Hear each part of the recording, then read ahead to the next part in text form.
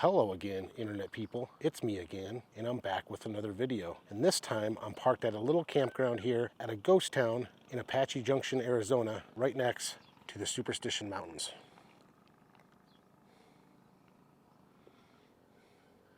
I have my van parked here in this spot with my new Mexican drug rug I got in Mexico. If you didn't see that video, you'll find it in my video list. And I have some firewood they gave me for free up there. And we have this overgrown fire pit with a grill top on it. And I'm going to be cooking up a tomahawk steak on that tonight. But before I get to the steak, I need to clean up my van and I need to get everything ready to cook up that massive steak. And also, before we do that, I'm waiting for the sun to go down a little bit more, and I'm gonna walk up to the town and kind of show you what it's like. Yes, it is a tourist attraction, but it's probably one of the coolest ghost town tourist attractions I've personally ever seen, and it does have some really cool history, so we'll get into that more when I take you up there. Before I can cook anything, I need to get rid of all these flowers that are overgrown in the fire pit.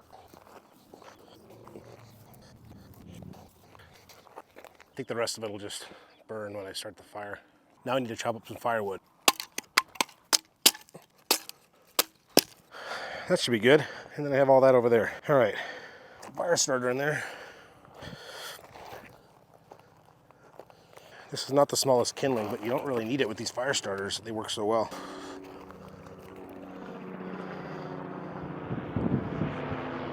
Helicopter, that'll be a good start. I think I'm gonna go clear more of this out off camera. I don't want to start a fire over here. All right, I've gone ahead and cleaned up the area and also dug this out quite deeper, about a foot deep. So, Goldfield Ghost Town is an authentic ghost town turned tourist attraction located on the outskirts of Apache Junction, Arizona. The town was founded in 1893 after the discovery of gold in the surrounding areas of the Superstition Mountains. The town was abandoned twice by its residents after the mine veins faulted.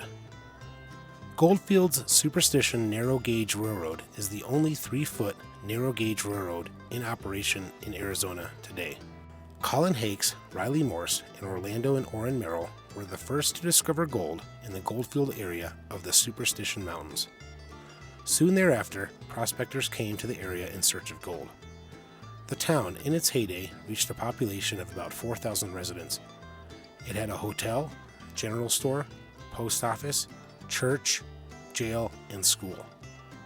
The Goldfield Post Office was established on October 7, 1893. When the mine vein faulted in 1897, the grade of ore dropped, leaving the miners without a job. The town began to suffer since its economy depended heavily on the earnings of the miners. It was not long after the rest of the town's residents relocated as well to other areas, rendering Goldfield a ghost town. The Goldfield Post Office was discontinued on November 2nd, 1898. And that was the end of Goldfield. All right, so I got my string lights set up here on this rock, just kind of laying over there. And we have the fire here. I'm trying to get a nice bed of coals, and then I'll use my shovel to put them under the grate so I can cook that steak. In the meantime, let's go inside and prepare the meal.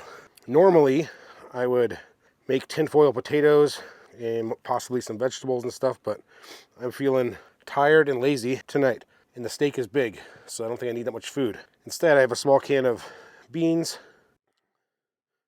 and just some Walmart potato salad. Let's take a look at that steak.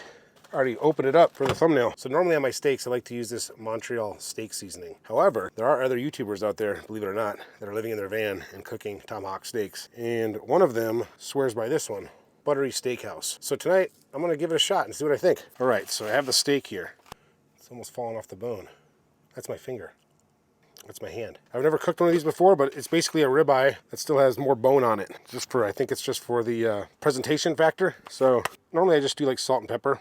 There's no security seal on this one. Should I trust it? I don't know.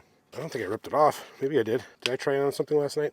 I can't remember. Okay, so I'm just gonna put this on there, but normally I would add just like salt and pepper and then that Montreal steak seasoning. If I have the Montreal steak seasoning, if I don't have it, then I would just do salt and a lot of pepper. And on this one, I'm just gonna rub it in here, flip it over, and add it to this side. What you wanna do with steaks, and I love cooking steaks, I cook them often, I think I do a pretty good job, but this one is about 2 to 2.5 inches thick. So you want that fire nice and hot. Nice hot bed of coals, because you wanna really sear it good on the outside, and then let it cook for a little bit longer, and then let it stand for about 10 minutes afterwards to let all that heat cook the rest of it. And I'm just gonna leave that sit right there for the next 30 minutes or so. And I'm basically gonna go and wait on the fire, get a nice hot bed of coals set up. Once the coals are set up, we'll toss this tomahawk on there. And I'm just gonna open this can of beans and toss that directly onto, and we're gonna come back inside here and enjoy that steak. You may be asking why I stayed at a established campground at a ghost town tourist attraction, trap, whatever. Well, I already mentioned the one reason. I think it's a really cool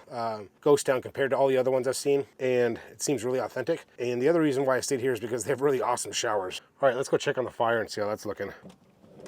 So what I've done here is I've moved the grate up. I had forgot about that, but you can move it up and down. So I moved it up to the 3rd notch, and I'm gonna go ahead and grab the shovel and scoop all this firewood under there.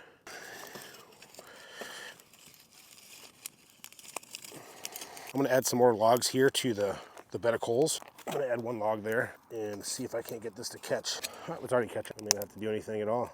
There we go. Currently, there are people over here yelling and cussing at each other, so that's cool.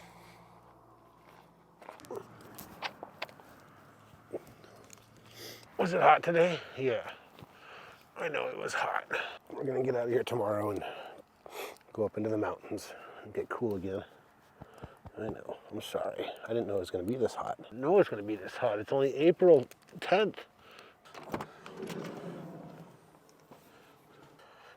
You are going on the grill right now.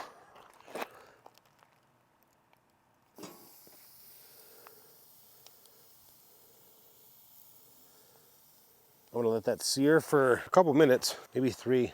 It's thick. Hey Siri, set timer for 3 minutes. 3 minutes, counting down. And I may be, or may not be slurring my speech a little bit. I've had a couple drinks, not gonna lie. Cheers. Let's flip it over and see what it looks like. I'm gonna have to put you on the stand here and tilt you down. It's nice you have this big old handle.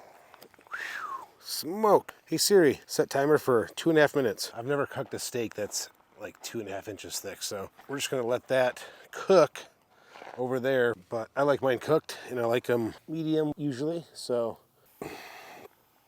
my hand is full of blood and whatnot. I'm gonna go wash my hand, and I'm gonna let that sit and cook. I don't think I can really overcook it. It's so thick. So I'm gonna let it cook slowly as I'm doing now, and then we're gonna eat it pretty soon. All right, I am on my iPhone. That's what the other side looks like. I just flipped it over. We're just gonna wait. Look how thick that is. The plate is here for the steak over there. And there's still people yelling at the top of their lungs over there. You probably can't hear them, but they are there. I'm gonna grab my steak, put it on this plate. Let's bring it inside and show you guys what it looks like. I'm gonna let this rest here for 5 minutes or so, and then we're going to cut it open and see what it looks like. This 2.5 inch thick steak will be cooked to perfection when we look at it. And if not, oh well, I did my best. You can see the juices sitting on it. I think it's gonna be pretty good.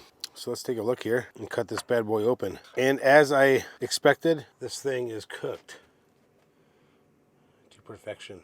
Look at that. It is dripping on the floor. So I think I have what I want to eat here. That's amazing. I'm going to prepare the plate, and Luca and I are going to enjoy some steak. Perfectly cooked steak, so good looking. I added some beans and some potato salad here, and we're gonna go over and eat with Luca. What do you think, Luca? And that buttery flavor that I mentioned earlier in the video, pretty good actually. I think I like the Montreal steak seasoning better, but this one's pretty good. It's a little too buttery for my taste. It almost tastes like you cooked it in butter, which is not something I normally do, but it's good. It's not bad. It's good. It almost tastes like it has a popcorn flavor to it, which is not something I necessarily want on my steak, but it's not bad. There's so much steak left over there in the kitchen. Should I eat it or should I save it? I don't know, because right now I'm feeling like eating it. SD card of my camera ran out of space, so I'm on my iPhone now, and here is the rest of the steak I cut up. So let's toss that in the fridge, and we'll use that for something soon. But right now I'm gonna go take a shower, get cleaned up for tomorrow, and we're out of here.